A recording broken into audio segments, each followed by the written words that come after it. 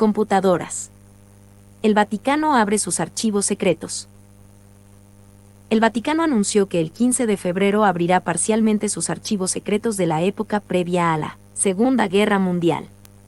Los documentos, que estarán disponibles para aquellos investigadores que eleven una petición oficial, cubrirán el periodo 1922-1939. De esta forma, la Iglesia Católica quiere limpiar el nombre del Papa Pío XII, acusado por organizaciones judías de haber hecho muy poco para denunciar el Holocausto.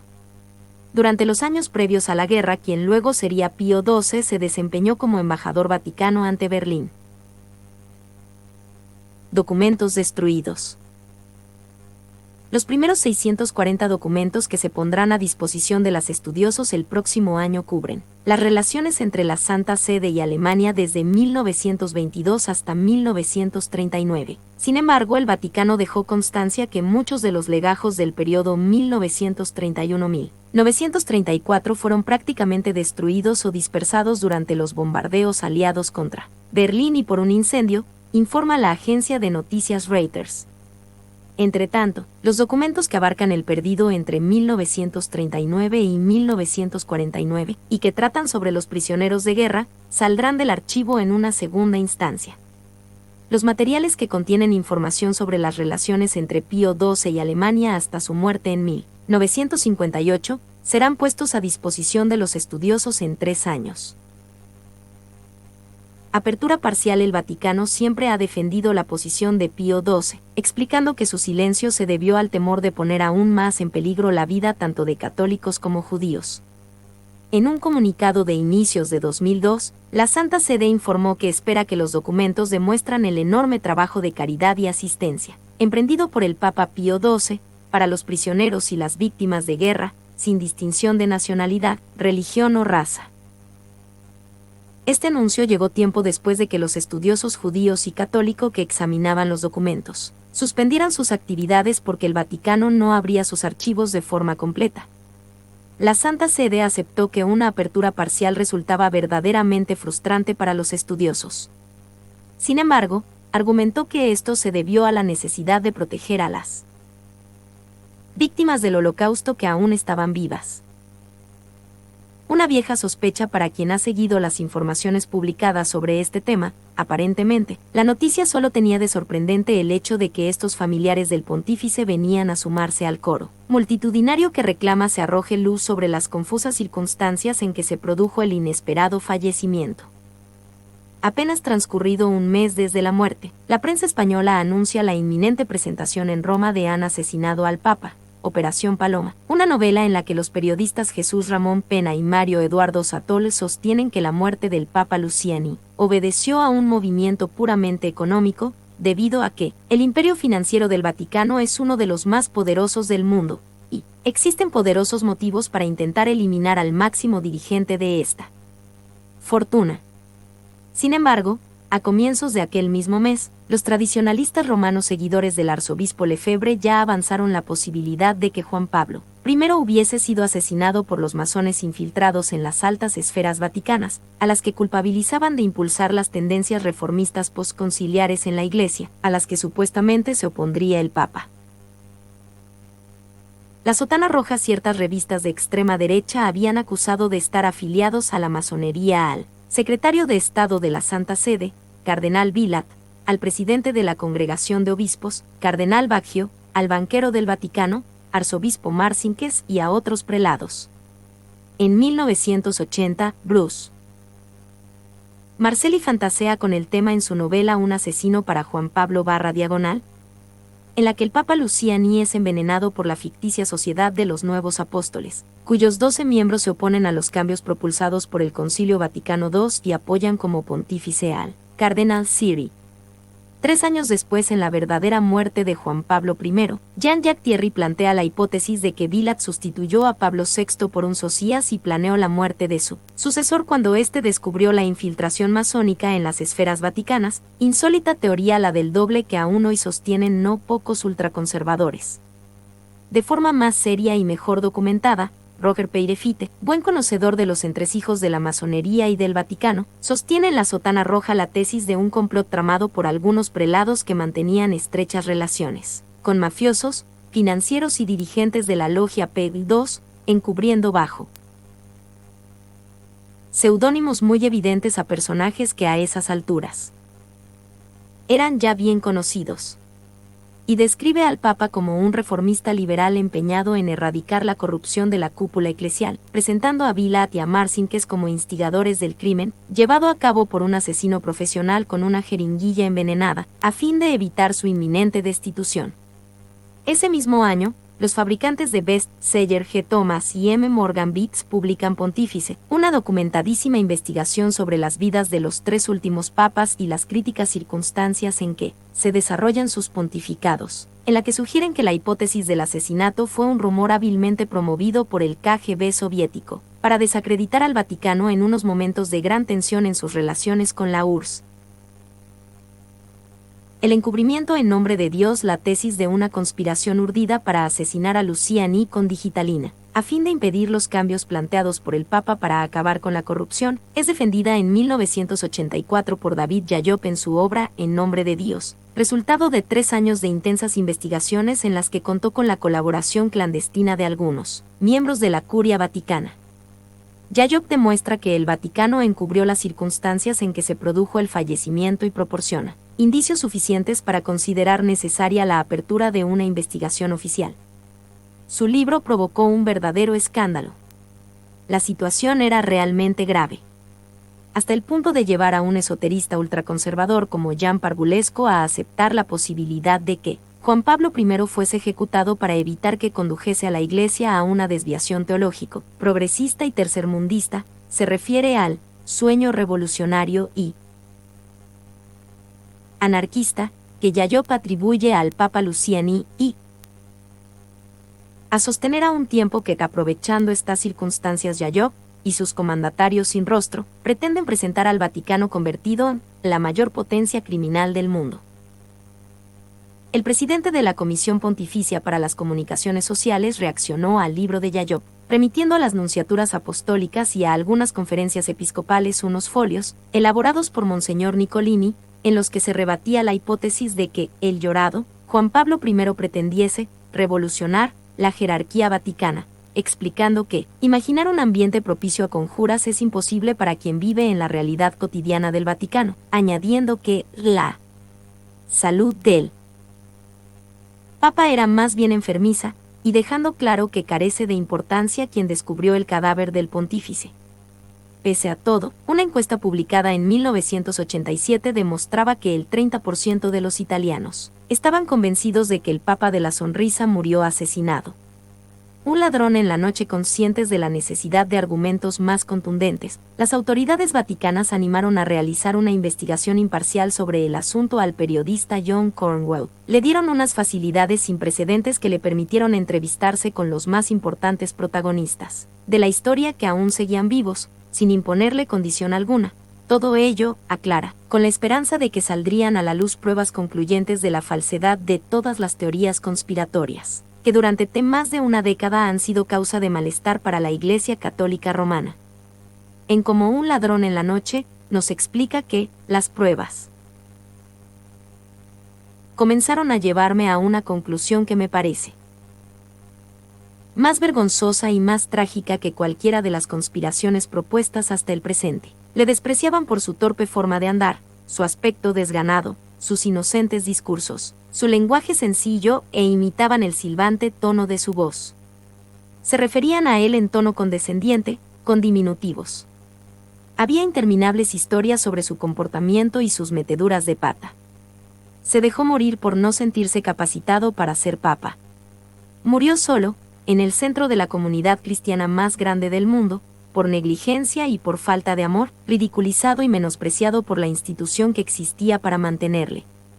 Lo peor es que el propio Cornwell le presenta a veces como alguien poco menos que delirante y estima que su mansedumbre, su desconfianza, sus preocupaciones por los temas puramente pastorales y piadosos no se acoplaban bien a una iglesia que se enfrentaba a los desafíos mundanales de los 80 y los 90. En similar sintonía, la de aceptar el mal menor, el historiador Ricardo de la Cierva asume en el diario secreto de Juan Pablo I que existió una trama económica, amenazas de muerte, una conspiración para acabar con el Papa, un masón convertido que le facilita la lista de sus colegas infiltrados en la cúspide eclesiástica y le avisa que van a atacarle esa misma semana, pero, finalmente, muere por causa natural, antes de que intenten asesinarle. Puesto que se trata de una novela histórica, no hay forma de discernir en ella lo cierto de lo ficticio. Este libro, como el anterior, pretende tranquilizar no pocas conciencias atormentadas por la posibilidad de semejante crimen, al tiempo que incrementa la confusión en torno al tema. Que se haga justicia.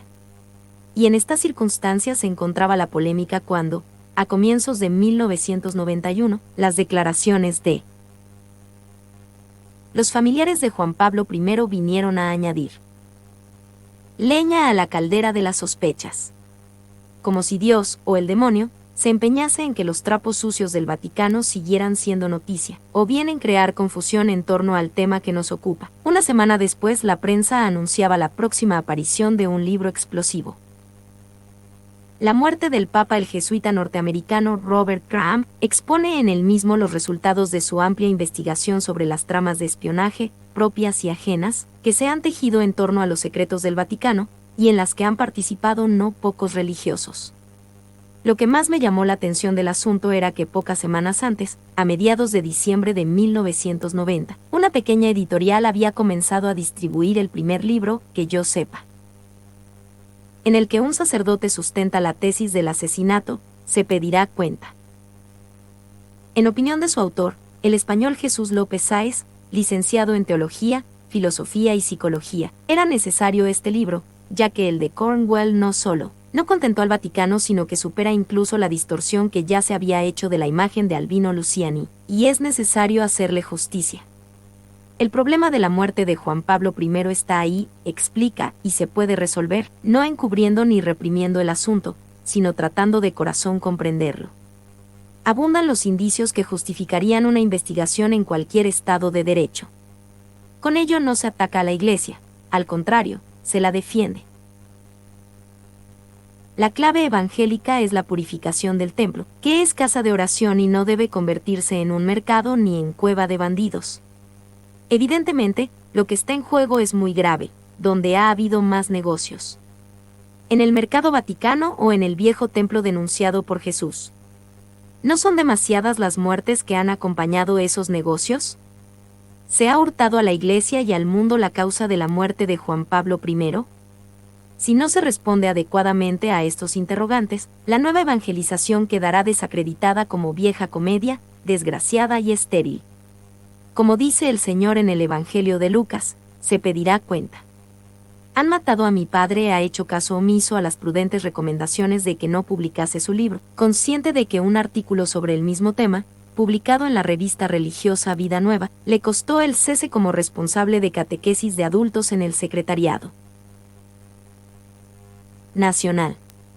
Casualmente, aquel artículo salió a la calle el 4 de octubre de 1984, aniversario del entierro del Papa, día en que, casualmente, en todas las iglesias del mundo se leía un salmo que en la comunidad cristiana de la que ahora es responsable, tenían especialmente asociado a la muerte de Juan Pablo I. Han entrega, do el cadáver de tus siervos por comida a los pájaros del cielo, la carne de tus amigos a las bestias de la tierra. Que se conozca entre las gentes. Hablando con él, resulta evidente que profesa una admiración y un amor especial por la figura de Juan Pablo I. Cuando en la comisión episcopal le explicaron que, aunque fuera verdad, no debería decirse, añadiendo que, es como si tu padre fuera un criminal, debe quedar en familia, él replicó, ese no es el caso. El caso es que han matado a mi padre y no tengo por qué callarlo. Casualmente, el padre de Jesús López nació el mismo día que el Papa Luciani, el 17 de octubre de 1912. Si de algo se le puede acusar es de exceso de amor y de celo, y no parecen ser estos motivos suficientes para que la jerarquía pueda condenar su atrevimiento, sino, por el contrario, para disculpar sus posibles excesos. Según nos explica, Jesús López visitó, en 1989, a Pía, la sobrina de Luciani que junto a su padre Eduardo ha protagonizado las recientes declaraciones, y a la esposa de este último, Antonia, quien acabó confesándole, no sabemos de qué murió, y a veces tenemos pensamientos extraños. Les entregó entonces copia de un borrador de su libro, y en diciembre de 1990 les envió el libro impreso. Resulta curioso que, tras 12 años de silencio, precisamente ahora se animen a expresar sus dudas, aunque sea tímidamente. Puede haber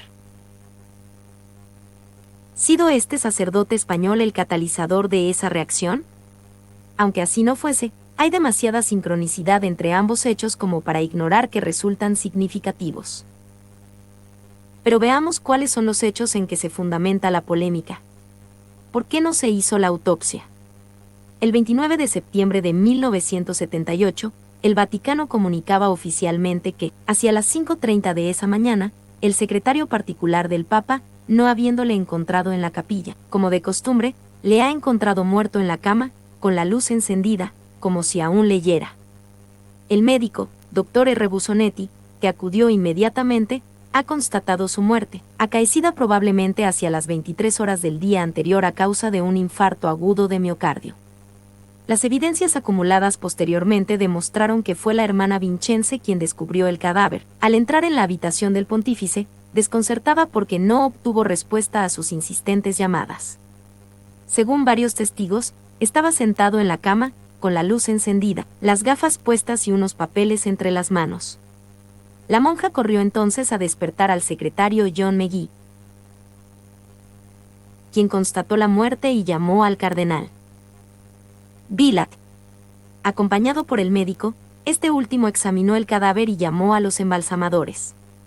El problema es que las declaraciones que estos hicieron posteriormente no coinciden con las realizadas por otros testigos, dada la temperatura tibia que aún mantenía el cuerpo y que fue también comprobada por Sor Vincenze y por el secretario Laurenzi. Los embalsamadores estiman que el fallecimiento debió producirse entre las 4 y las 5, y no a las 11, conclusión que les fue confirmada por Monseñor Noé. Pese a las protestas de algunos eclesiásticos, el cardenal Adí declaró que el Sacro Colegio Cardenalicio ni siquiera iba a considerar la posibilidad de abrir investigación alguna sobre la muerte, ni aceptaría el menor control por parte de nadie. Pero luego se supo que los cardenales pidieron conocer las circunstancias precisas en que aquella se produjo, ante los interrogantes que se planteaba la opinión pública, la ausencia de un boletín médico y la negativa de la Santa Sede a realizar la autopsia del cadáver que eliminase cualquier duda. El problema es que, sin autopsia, resulta clínicamente imposible determinar que un deceso se produjo por infarto de miocardio agudo instantáneo y que el cuadro típico del mismo no se corresponde con la disposición en la que se afirmó haber encontrado el cadáver, ya que todo parecía indicar que no hubo lucha con la muerte. Por otra parte, el sobrio estilo de vida del Papa y su tensión baja tampoco hacían sospechar semejante desenlace, ni tampoco se corresponden con una hemorragia cerebral o una embolia pulmonar, las otras posibilidades que han citado fuentes vaticanas. Para colmo, los médicos Busonetti y Fontana, que firmaron el certificado de defunción, reconocieron no haber prestado nunca sus servicios médicos a Luciani, por lo que no sabían nada sobre el estado de su salud ni sobre las medicinas que tomaba. Tampoco se molestaron en preguntar a quienes podían saberlo. Su muerte fue tan inesperada que el doctor Darros, médico personal de Juan Pablo I, a quien había encontrado el día anterior con muy buena salud, no se lo podía creer. Una losa de silencio. La Secretaría de Estado impuso un voto de silencio a Sor Vincenze, para impedirle que contase lo que había visto, aunque finalmente lo rompió, ya que, en su opinión, el mundo debe conocer la verdad sobre la muerte de este Papa, al que ella admiraba profundamente. Como nos explica el padre López Sáez, parece que el Vaticano no quiere saber de que murió el Papa, o no quiere que se sepa, y su versión oficial ha falseado la situación, dándose la ocultación y aún la represión de toda investigación sobre este enigma. Según uno de los especialistas a los que ha pedido estudiase las circunstancias en que se produjo la muerte, el doctor Cabrera, esta podría responder mejor a una muerte provocada por sustancia depresora y acaecida en profundo sueño. Por otra parte, el tono rosáceo que aún tenía su rostro a mediodía del 29, aparece en algunas intoxicaciones, por ejemplo, de monóxido de carbono y de cianuro. Llama la atención, continúa el sacerdote español, la prisa de Vilat por embalsamar el cadáver, procedimiento habitual cuando muere un papa. Y ello pese a que, en cualquier estado de derecho, solo se puede proceder al embalsamamiento cuando han transcurrido 24 horas desde el fallecimiento, como ocurrió tras la muerte de Pablo VI. Contrariamente a lo que se ha dicho, las normas de la Santa Sede ni prohíben ni ordenan la autopsia de los pontífices, y mediante esta, que Vilat descartó obstinadamente, podría haberse determinado si hubo infarto agudo o detectado veneno de metales pesados, pero esta quedaría seriamente dificultada tras el embalsamamiento. Aún en 1989 los habitantes del pueblo natal de Luciani constituyeron un comité para pedir que se hiciese la autopsia que pese a los años transcurridos aún podría despejar algunas dudas. Sin embargo, pese a que se ha dicho que el cadáver fue embalsamado sin extraerle la sangre ni las vísceras, Lawrence asegura que los embalsamadores retiraron partes del cuerpo, posiblemente las vísceras. En tal caso, pudo realizarse algún tipo de autopsia. Si así fue, ¿por qué no se ha dicho? El padre Jennery asegura que tal autopsia se hizo, confirmando que las preocupaciones y el estrés llevaron al Papa a tomar inadvertidamente un vasodilatador, contraindicado para su tensión baja. Pero, en tal caso, teniendo en cuenta que Luciani era muy cuidadoso con sus medicamentos y que estos eran controlados por la enfermera Sor Vincenze, cabe la posibilidad de un cambio criminal de las medicinas. En cuanto a la lectura que tenía entre sus manos cuando falleció, han circulado diversas versiones, sin que el Vaticano haya concretado de qué se trataba, incomprensiblemente. Según Germano Pataro, consejero teológico del pontífice, eran unas notas sobre la conversación de 2 horas que el Papa habla mantenido la tarde anterior con el secretario de Estado Vilat. Para entender los motivos por los que alguien podría estar interesado en acabar con la vida de Juan Pablo I, es necesario recordar brevemente toda una serie de turbias maniobras que salieron a la luz años después, que afectaban directamente a las finanzas vaticanas y que Luciani alcanzó a conocer parcialmente. El complot del Banco Vaticano lava más blanco según se desprende de las investigaciones realizadas por Jacob, Berwin, Sisti, Modolo, Di Fanzo, Piazzesi, Bonsanti, Domenici y Rupert Cornwall. La mafia italo-norteamericana utilizó las instituciones financieras del Vaticano para blanquear dinero sucio, procedente del tráfico de drogas y otras actividades delictivas. Semejante operación fue concebida por Micheli Sindone, que comienza su carrera reciclando la fortuna de los Gambino, conocidos zampones neoyorquinos, a través de un holding. Lentamente, va forjando un verdadero imperio financiero de dimensiones internacionales. Tras entregar al cardenal Montini el dinero necesario para la construcción de un asilo, y que realmente fue donado por la CIA y la mafia, se convierte en su amigo y consejero financiero. Por mediación de quien años después se convertiría en el Papa Pablo VI, conoce a Massimo Spade, director del Banco Vaticano. A través del Continental Bank of Illinois, la cuarta, parte de cuyas acciones han sido adquiridas por Sindone, se canalizarán cuantiosas inversiones vaticanas a lo largo del continente americano. Sindone traba una estrecha amistad con Licio Gelli, un poderoso empresario textil que ha combatido contra la República durante la Guerra Civil Española, alistándose luego en las SS nazis y trabajando finalmente como agente del KGB soviético para salvar el pellejo, actividad a la que pronto viene a sumarse la de agente de la CIA, al tiempo que se enriquece ayudando en su huida a Sudamérica a numerosos nazis como el famoso Klaus Barbie, acusado de haber torturado a partisanos, viaja a Argentina, donde entable amistad con él. Presidente Perón, que le convierte en el primer agraciado con la doble nacionalidad italo-argentina y le nombra consejero de su país en Italia. Teje toda una red de contactos en Iberoamérica, similar a la que elabora en Italia entre empresarios, políticos y militares.